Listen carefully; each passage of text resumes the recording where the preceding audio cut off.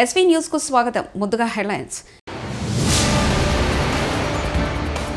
మహాకుంభమేళా ఎలా ఉందో చూడండి. ఫొటోస్ రిలీజ్ చేసిన ఇష్రో. నా ఒక్కడిపైన కాదు, ఇండస్ట్రీ మొత్తం ఐటీ సోదాలు జరుగుతున్నాయి. దిల్రాజు. దావోస్లో సీఎం చంద్రబాబు 3 రోజు పర్యటన.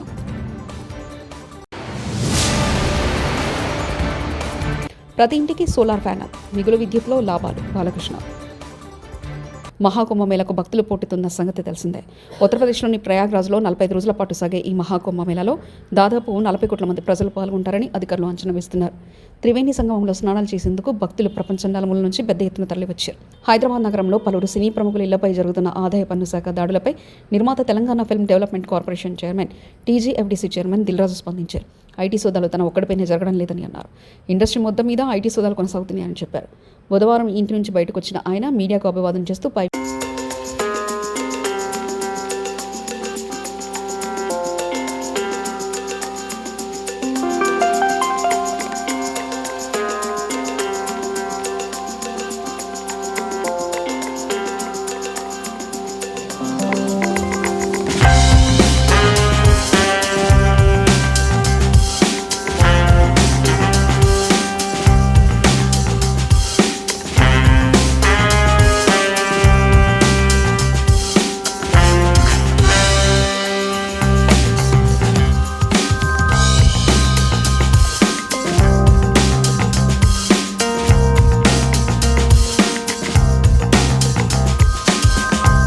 హిందూపురం నియోజకవర్గంలో ఎమ్మెల్యే నందమూరి బాలకృష్ణ పర్యటించారు.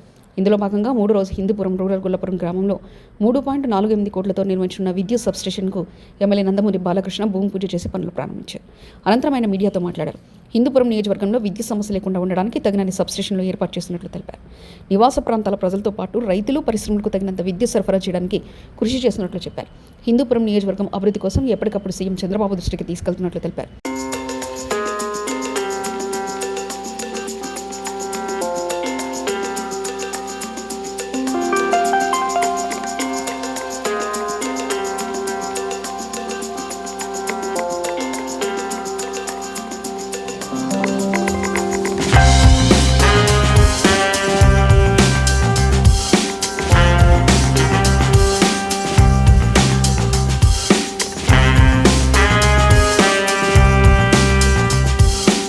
ఇక్కడ హిందూపూర్లో ఎటువంటి ఒక విద్యుత్ సమస్య రాకుండా, అలాగే ఈ లో వోల్టేజ్ ఏదైతే సమస్య ఉందని అధిగమించడానికని ఇవాళ ఇక్కడ మొత్తం ఇప్పటికీ ఒక 4 మన సబ్స్టేషన్స్ శాంక్షన్ అవడం జరిగింది.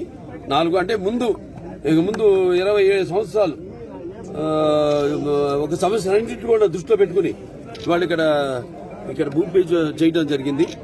గొల్లపురంలో ఈ యొక్క సబ్స్టేషన్ ఒక ఇది. అలాగే ముఖ్యంగా ఏంటంటే అలాగే కేంద్ర ప్రభుత్వం కూడా ఈ యొక్క ఏదైతే ఎవరైతే 200 యూనిట్లు వాడుకుంటున్నారో విద్యుత్ వినియోగదారులు ఎవరైతే ఉన్నారో వాళ్ళందరూ కూడా ఈ యొక్క సోలార్ ప్యానెల్స్ ఏదైతే ఉన్నాయో వాటిని కూడా ప్రతి ఇంటికి ఏర్పాటు చేయడం జరుగుతుంది. అంటే దానివల్ల ముఖ్యంగా ఏంటంటే మనకి ఏదైతే దీంతో ఉన్న లాభం ప్రభుత్వం మీకు 2.5 లక్షల రూపాయలు ఇస్తుంది. దాంట్లో తర్వాత ఒక 78,000 రూపాయల గరిష్ట సబ్సిడీ మీరు పొందవచ్చు. అలాగే ఏదైతే మీరు వాడుకుంటున్నారో అది వాడుకోగా మిగిలింది మీరు ఈ యొక్క నెట్ దీని ద్వారా తిరిగి ఎవరైతే సంస్థ ఉందో ఆ సంస్థకు మీరు తిరిగిచ్చి మీరు కూడా లాభం పొందొచ్చు. అందులో అంటే సుమారుగా ఒక ₹2.09 తిరిగి మీరు పొందొచ్చు ఒక్కొక్క యూనిట్కి. సో ఇలా ఎన్నో కార్యక్రమాలతో ముందు ఇంకా ఎంతో అభివృద్ధి అంటే పరిశ్రమలు రావడానికి వీటికి, అలాగే ఇక్కడ ఎటువంటి షార్ట్ సర్క్యూట్లు ఇవన్నీ కూడా జరగకుండా వాటిని నియంత్రించడానికని ఇక్కడ సబ్స్టేషన్స్ ఇవే కాకుండా నేను చెప్పాను ఇక ముందు భవిష్యత్తులో ఒక 20 సంవత్సరాలు ముందు కూడా సమస్యలన్నింటినీ కూడా అభివృద్ధిని అన్నింటినీ కూడా దృష్టిలో పెట్టుకుని ఇంకో ప్రతి సబ్ స్టేషన్స్ మనం తొందరలో ఇక్కడ ప్రారంభించబోతున్నాం చెప్పడానికి ఎంతో ఆనందం. కోనసీమ జిల్లా ముమ్మిడివరంలో ప్రసిద్ధ భగవాన్ శ్రీ బాలయోగీశ్వర్ల ఆశ్రమంని విదేశాలకు చెందిన 34 మంది భక్తుల బృందం బుధవారం సందర్శించింది. ఫ్రాన్స్, బెల్జియం, లెబనాన్ దేశాలకు చెందిన వీరంతా ఆశ్రమంలో పెద్ద, చిన్న బాలయోగీశ్వర్ల సమాధులను దర్శించుకొని ప్రత్యేక ప్రార్థనలు చేశారు. బాలయోగీశ్వర్ల చరిత్రను అడిగి తెలుసుకున్నారు.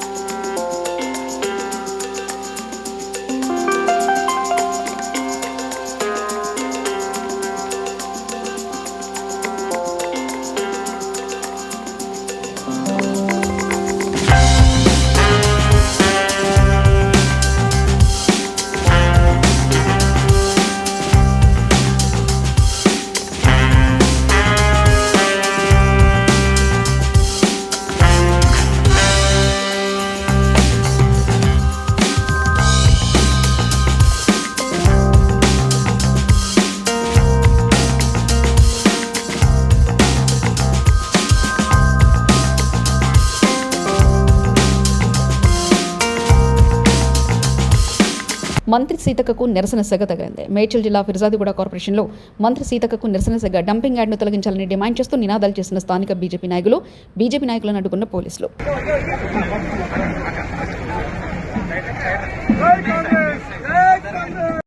ఆంధ్రప్రదేశ్ ముఖ్యమంత్రి నారా చంద్రబాబు నాయుడు దావోస్లో 3 రోజులు పర్యటిస్తున్నారు.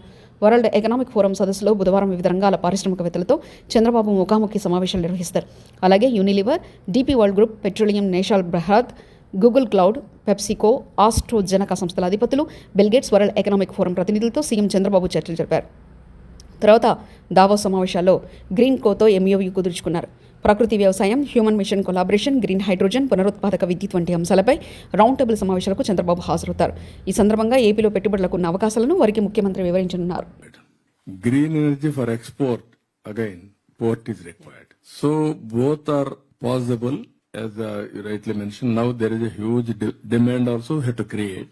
Green hydrogen, all these things. Now that is the future. For sustainability, we have to bring reforms in, I can say, fuel or energy.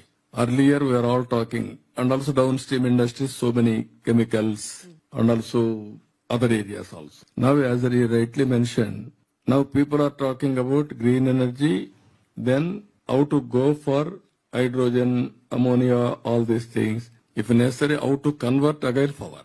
This is a very interesting situation is happening today now. For that, Andhra Pradesh is the leader. 30% of green energy, green hydrogen by 2030, Andhra Pradesh is going to add in the country. We are proud of it. 1/3 from Andhra Pradesh. Indiramma committee వేసిన వారికి సిగ్గుందా అంటూ తోటి కాంగ్రెస్ కార్యకర్తల ఆగ్రహం. మేడ్చల్ జిల్లా కిసగ్రామ ఇందిరమ్మ కమిటీలో తామిచ్చిన పేర్లు కాకుండా వారికి ఇష్టమైన పేర్లు రాశారు. వీళ్ళకి సిగ్గుందా అంటూ తోటి కాంగ్రెస్ కార్యకర్తల ఆగ్రహం. చాలా బాధాకరం. ఎందుకంటే చాలా అన్యాయం కూడా జరిగిందని అనుకుంటున్నాం. ఎందుకంటే ఎంతో మంది బీసీలకు మేము మాటిచ్చి వాళ్ళ పేర్లు రాసి ఈరోజు బీసీ ప్లేస్ లా ఒక ఓసీని తీసుకొచ్చి అధ్యక్షుడు కాకుండా అధ్యక్షుడు పేపర్లు రాసుకోవడం వాళ్ళకి సిగ్గుండాలి. ఎందుకంటే అసలు ఇందిరమ్మ కమిటీ అధ్యక్షుడు ఉండనే ఉండదు. ఎవరైతే కార్యదర్శి ఉంటారో వాళ్ళే అధ్యక్షులు అవుతారు. ఇందిరమ్మ కమిటీ అధ్యక్షులను రాసుకోవడం చాలా సిగ్గుచేటిది. ఎందుకంటే ఇప్పుడు తెలిసిన వాళ్ళు మనమే ఇట్లా చేస్తే తెలుగులో ఇంకెట్లా అనుకుంటారు. ఇదంతా అన్యాయం. ఎందుకంటే మనం గ్రామ కమిటీ నుంచి తీర్మానం చేసింది, మన గ్రామ కమిటీ అధ్యక్షుడు అఫీషియల్ గా లెటర్ పెట్టి ఎక్స్ట్రా పేర్లు రాకపోవడం చాలా అన్యాయం జరిగింది అనుకుంటాం. అదేవిధంగా ఇది ఇందిరమ్మ కమిటీ కాకుండా ఒక మేడ్చల్ మార్కెట్ కమిటీలో ఎవరికి డైరెక్టర్ చేయలేదు. కీసరాకి ఎంతో చరిత్ర ఉంది, మన కీసరాకి ఎంతో చరిత్ర ఉంది. ఇన్ని రోజుల నుంచి దండాడుతుంది, ఇన్ని రోజులు చేస్తున్న కీసరా ట్రస్ట్ బోర్డు మెంబర్లు ఏమంటే ఏనికి చాతనట్లేదు వాళ్ళకి. అన్ని వేరే వేరే చిన్న చిన్న గుళ్ళలో ట్రస్ట్ బోర్డులు వేస్తారు, కీసరాకు మాత్రం ట్రస్ట్ బోర్డులు వేస్తలేరు. అదేవిధంగా కీసరాకి ఎందుకు ఇంత అన్యాయం చేస్తారు, కీసర ఓట్లు వేయలేదా, కీసర కాంగ్రెస్ పనిచేస్తలేరా అని నేను క్వశ్చన్ చేస్తున్నా. అదేవిధంగా ఇప్పుడు మాజీ దీనిపై గౌరవ ఇన్ఛార్జ్ గారికి సవినయంగా తెలియదేమనగా, ఇందిరమ్మ కమిటీలో తీవ్ర అన్యాయం జరిగిందని మన కీసర గ్రామస్తులు వచ్చే మేమందరం తెలియజేస్తా ఉన్నాము. తమకు ఆల్రెడీ విన్నవించుకున్నాం. 1వ తారీఖు 11/11/2024 మీటింగ్ పెట్టేసి తీర్మానం పనికిరాదని 2వ తారీఖు మళ్ళీ చేసినాము. ఆ తీర్మానాన్ని కూడా మీరు కీసర గ్రామస్తులను పిలిచి ఫైనల్ చేస్తున్నారు. మా గ్రామ కమిటీ ఎవరికి కూడా ఇన్ఫర్మేషన్ ఇవ్వకుండా ఇలాంటి నిర్ణయాలు తీసుకోవడం వల్ల కొంచెం బాధాకరంగా వ్యక్తపరుస్తున్నాం. మాకు ఎలాంటి సముచిత స్థానం లేదు. కీసర గ్రామానికి, కీసర మండలంలో కానీ కీసర గ్రామానికి ఎలాంటి చర్యలు చేస్తున్నాం, చర్యలు చేపట్టబోతున్నాం అనేది ఎలాంటి ఇంటిమేషన్ లేకుండా స్వతంత్రంగా వారి నిర్ణయాలు వారే తీసుకోవడం వల్ల పార్టీ తీవ్రంగా నష్టపోతుందని ఇన్ఛార్జ్ గారికి తెలియజేస్తూ, ఇన్ఛార్జ్ గారు కూడా సమగ్రంగా దీన్ని లోతుగా పరిశీలించి కీసర గ్రామానికి న్యాయం చేయవలసిందిగా కోరుతున్నాము. గ్రామ కమిటీ తీర్మానాన్ని గౌరవిస్తూ గ్రామ కమిటీలో మీరు చెప్పినట్టుగా 20 మందికి పిలిచి మేము మీ మధ్యలో ఫైనల్ చేస్తామని చెప్పారు. కానీ ఎలాంటి సమాచారం లేకుండా దీన్ని ఇచ్చారు. సో మీకు అధికారం ఉండొచ్చు, కానీ అందరినీ సంప్రదించి చేస్తే బాగుండేదని మా యొక్క విజ్ఞప్తి చేస్తున్నామన్నా. మీరు ఒక్కరికి పక్షపాతిగా కాకుండా పార్టీకి పక్షపాతిగా ఉంటే బాగుంటుందని మా యొక్క సూచన. మీకు చెప్పేంత వారం కాదు, కానీ మా అనుభవాలు మొత్తం చెప్తున్నాము. దాన్ని దృష్టిలో పెట్టుకొని ఇకపై కీసర గ్రామాన్ని మీ గుండెలో పెట్టుకుంటారో, కీసర గ్రామాన్ని మీ గుండె నుంచి తొలగిస్తారో మీరు వదిలేస్తూ కీసర గ్రామ కమిటీ తరఫున మీకు 6 గ్యారంటీల లబ్ధిదారుల ఎంపికలో అర్హులను అనర్హులుగా ఎంపిక చేయడంతో అధికారంలో నిలదీసిన గ్రామస్తులు యాదాద్రి భువనగిరి జిల్లా అడ్డగూడూరు మండలం డీరేపాక గ్రామంలో 6 గ్యారంటీల లబ్ధిదారుల ఎంపికలో అర్హులను అనర్హులుగా ఎంపిక చేయడంతో అధికారులను నిలదీసిన గ్రామస్తులు, గ్రామసభలో అధికారులను నిలదీసిన ప్రజలు.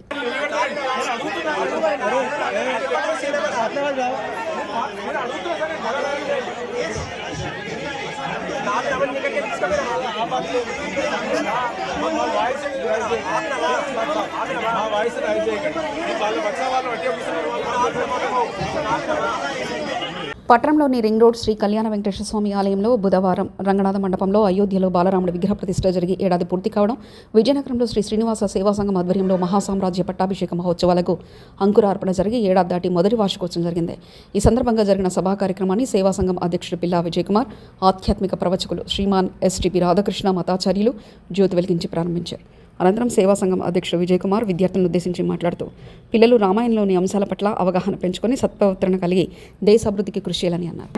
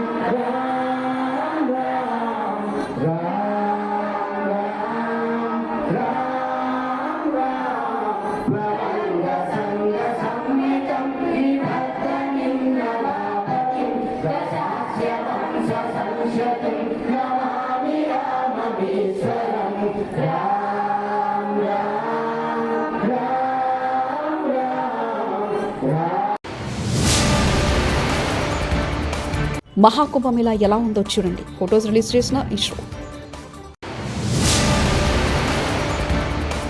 నా ఒక్కడిపైన కాదు, ఇండస్ట్రీ మొత్తం ఐటీ సోదాలు జరుగుతున్నాయి. దిల్రాజు.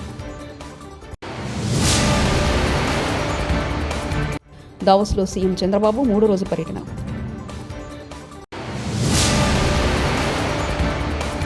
ప్రతి ఇంటికి సోలార్ ప్యానెల్, మిగులు విద్యుత్లో లాభాలు. బాలకృష్ణ. ఇవి బులెటిన్ విశేషాలు. చూస్తూనే ఉండండి ఎస్వీ న్యూస్.